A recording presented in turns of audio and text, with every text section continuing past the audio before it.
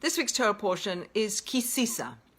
And the thread that I want to pull out is how we encounter God, how we quote unquote see God, and our human need to have something tangible to attach our spiritual life to. So previous to this week's Torah portion, we have read about the Jewish people coming out of Egypt. We all know the story of the Exodus of Egypt.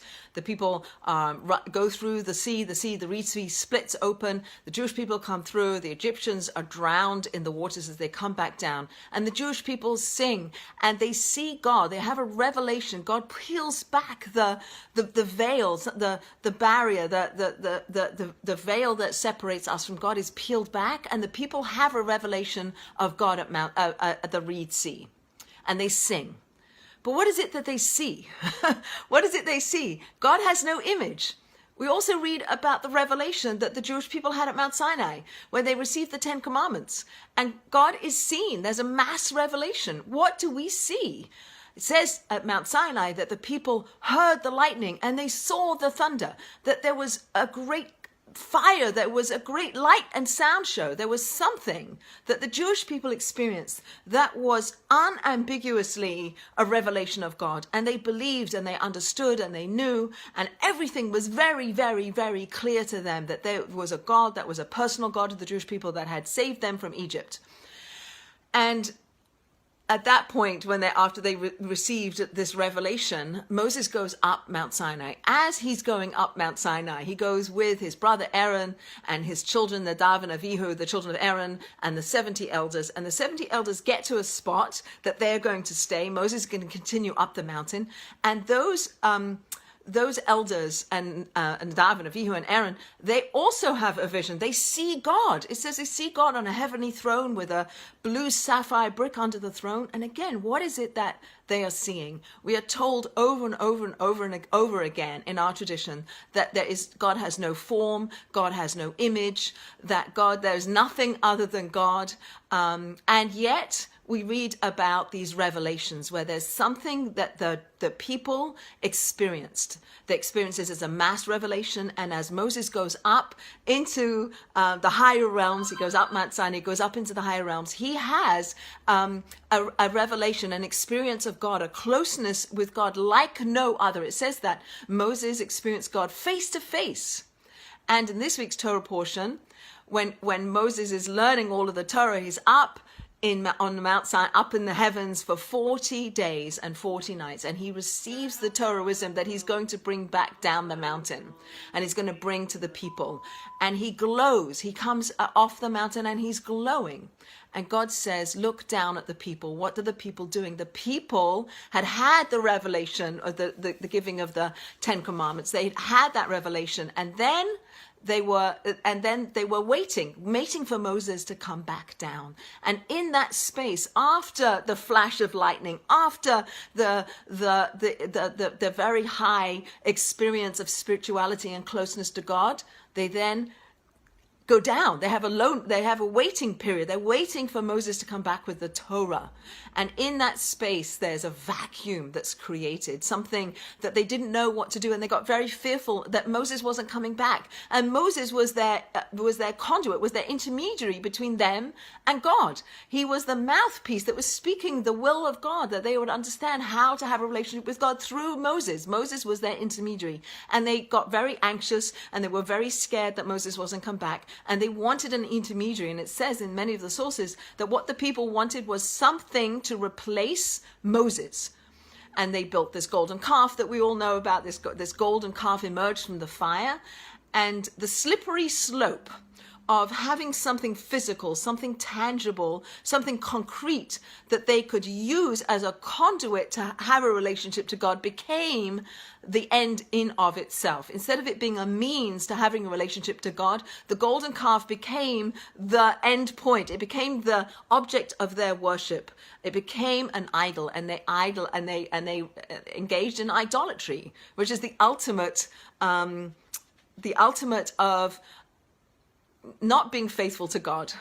They'd had all these experiences. They'd had the revelation. They'd had the high, and in that low, they went very low, and they succumbed to idolatry. And I think sometimes in our lives, when we think we have very high spiritual moments, perhaps on Yom Kippur, when we get to the end of Yom Kippur, we've been fasting all day and perhaps praying in the synagogue, and you can get to a place where you feel very spiritual, and then you're done. Then you come home and you eat your meal. And then what? Our tradition has it, God has it, such that we go straight into the next holiday. Immediately, 4 days later, there's going to be the holiday of Sukkot, and we're going to build our our little Sukkot out in the yard, and we're going to get ready for the next holiday. We're going to fill that void, fill that vacuum with something meaningful and something purposeful.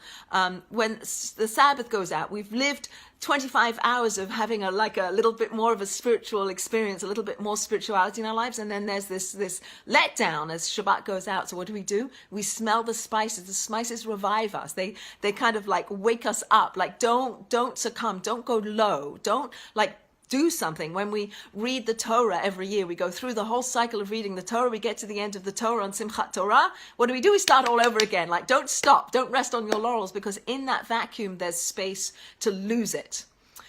So we have examples of revelations of God at the Reed Sea, at Mount Sinai, as the 70 elders and Aaron and Nadav and Avihu are going up the mountain to let Moses continue up. And Moses also has an experience as a closeness to God like no other prophet ever will have. He speaks to God face to face, so to speak. And in this week's Torah portion, he asks God, tell me your ways. Tell me how you function in the world. Let me know you. And God says, you can't know me and live. You can't know me and live. And I think we have to sort of hold on to that. We live in this murky, physical, very materialistic world, and we search for God and we yearn for God and we want relationship with God, but we have to also know that we can't know God and live in this world. So how do we experience God? We're not going to have the mass revelations. We're not going to quote unquote see God. We can't see God, so we have to experience God in other ways. And God says to us in this week's Torah portion, he tells Moses, here are my 13 attributes of mercy. Here's how I want you to know me. I want you to know me as the God of compassion, the God of love, the God of mercy, the God who is slow to anger, the God who forgives, the God who is merciful. And these 13 attributes are given to Moses to give to us so that we can live our lives knowing that this is our God. Ain't od milvado. There's nothing other than God.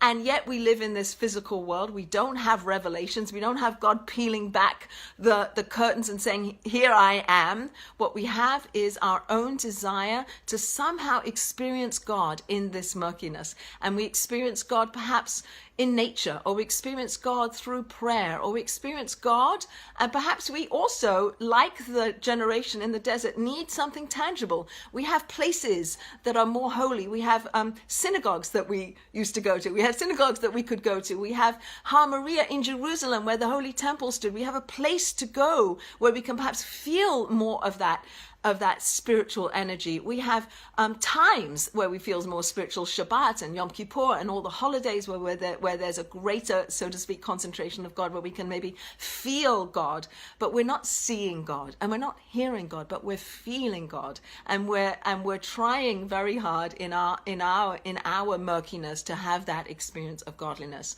And what the generation of the desert did with the golden calf is the golden calf began as an intermediary to help them have a relationship to God, and it became a God in of itself. And that we have to be careful of, that whatever it is that we use to help us have a relationship with God, whether it's the synagogues, whether it's the Western Wall in Jerusalem, whether it's the Sabbath or the holidays, we need to be aware that they are the conduits by which we experience God. They help us experience God. They open us up. And also in the kindnesses between people. And finally, another way in which traditionally people have tried to have an experience of God is to go to the gravesides of their relatives, to go to the gravesides of holy people, where it says lower aspects of the soul still reside. And we're not praying to the deceased, but we're asking those deceased, the foremothers, the forefathers, the holy people, our relatives, to take our prayers up and to advocate for us on high. And that's part of our tradition. We're not praying to the person, but we're asking the person to take our prayers up. And so the goal is relationship with God. What kind of relationship can we have is up to us, but there is no image, there's no form, there's no concrete God in our world, or God isn't a form. And however, it's paradoxical because our liturgy and our Torah is filled with anthropomorphisms, where we refer to God with an outstretched hand, with various different other attributes that are anthropomorphized.